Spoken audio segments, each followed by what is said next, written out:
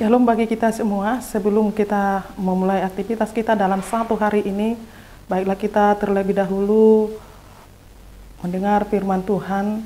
Sebelum kita mendengar firman Tuhan, kita berdoa.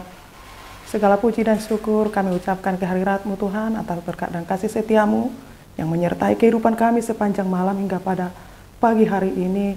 Kami dalam keadaan sehat tanpa kurang sesuatu apapun. Itu semuanya karena kasih-Mu yang begitu besar dalam hidup kami. Tuhan, kami akan mendengar firman-Mu.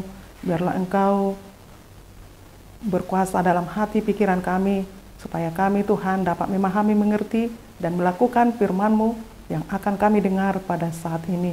Dalam nama Tuhan Yesus Kristus kami berdoa dan mengucap syukur. Amin. Firman Tuhan pagi hari ini buat kita yang tertulis dalam 1 Korintus 1 ayat 25, demikian dikatakan. Sebab yang bodoh dari Allah lebih besar hikmatnya daripada manusia, dan yang lemah dari Allah lebih kuat daripada manusia. Demikian bunyinya. Saudara-saudara yang terkasih di dalam Kristus Yesus Tuhan kita, sesuatu yang tidak dapat dipahami oleh manusia sering dianggap sesuatu kebodohan yang penuh dengan kesia-siaan yang tidak berguna.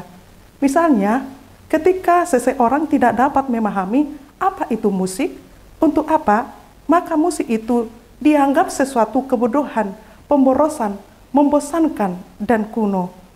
Pemahaman seperti itulah yang terjadi dalam kehidupan jemaat Korintus, sehingga terjadi perdebatan. Kelompok Yahudi menghendaki tanda selalu berdasarkan fakta, realita, bukan berdasarkan pikiran dan teori. Kelompok Yahudi meminta tanda bukti bahwa Yesus Mesias yang sejati. Kelompok Yunani berdasarkan filsafat, pengetahuan secara analisis, secara logika, sehingga tidak mampu memahami salib itu jalan keselamatan. Justru salib itu merupakan suatu kebodohan. Itulah sebabnya Paulus mengkritisi kedua golongan yang memahami dua perbedaan tentang salib jalan keselamatan. Tetapi bagi orang yang tidak percaya, salib itu merupakan suatu kebodohan karena mereka menerima salib itu berdasarkan logika analisis manusia. Tetapi berdasarkan firman dan oleh iman, bukan terletak pada hikmat daripada manusia. Karena hikmat manusia tidak dapat mengenal keagungan Allah. Saudara-saudara yang terkasih dalam Kristus Yesus Tuhan kita, nats khotbah kita hari ini yang tertulis dalam 1 Korintus 1 ayat 25, Paulus menegaskan mengapa kita tidak mampu menjangkau hikmat Allah, karena yang bodoh dari Allah lebih besar hikmatnya dengan kebesaran hikmat manusia, dan apa yang tampak lemah dari Allah jauh lebih kuat dari segala kekuatan manusia. Yang artinya kekuatan Allah tidak ada bandingnya dengan kekuatan apapun. Kelemahan Allah pun jika ada, itu melebihi kekuatan manusia. Namun dalam kenyataan, kita sering mencoba mengetahui dengan pikiran kita tentang rancangan Allah. Tanpa kita sadari, kita sering mengatur Allah supaya melakukan itu, melakukan ini untuk kita. Mengatakan bahwa Tuhan terkadang lambat menjawab doa kita ketika kita merasakan di dalam hidup kita, ataupun ketika kita berdoa kepada Tuhan, Tuhan tidak menjawab, Tuhan tidak meresponi. Itu merupakan suatu bahwa kita mengatakan Tuhan itu seperti tidak mengetahui apa yang sedang kita hadapi dalam hidup kita. Kita terlalu sering menuntut Allah melakukan sesuatu untuk kita. Itu merupakan suatu ataupun salah satu sikap kita bahwa kita tidak senang terhadap keputusan Allah. Saat kita tidak dapat merasakan bagaimana Tuhan meresponi doa kita, kita berkata, bagaimana Tuhan ini kok lambat sekali untuk mendengar doaku. Itu merupakan salah satu cara kita bahwa Tuhan, ataupun kita mengatakan bahwa kita lebih tahu yang terbaik bagi kita.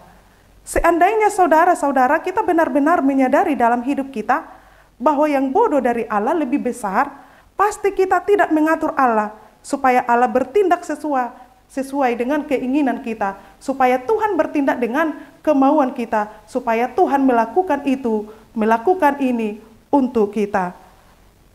Untuk itu saudara-saudara, firman Tuhan mengajak kita untuk kembali melihat diri kita sebagai orang yang percaya, yang terpanggil dalam persekutuan di dalam Yesus, supaya semua hikmat yang ada di dalam diri kita, kemampuan kita, potensi kita, dan segala kekuatan yang ada di dalam diri kita, biarlah semua itu untuk kemuliaan Tuhan, karena semua yang ada di dalam hidup kita adalah bersumber dari Tuhan.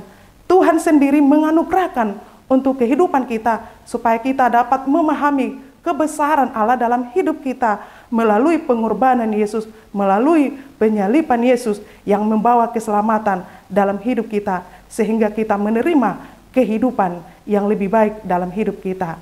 Untuk itu saudara-saudara yang terkasih dalam Kristus Yesus Tuhan kita, biarlah semua yang ada dalam hidup kita menjadi kemuliaan bagi Tuhan. Amin. Kita berdoa. Terima kasih Allah Bapa yang kami kenal dalam Kristus Yesus, atas firman-Mu yang telah menyapa kami, mengingatkan kami, supaya kami dapat memahami segala kebesaran-Mu melalui iman percaya kami.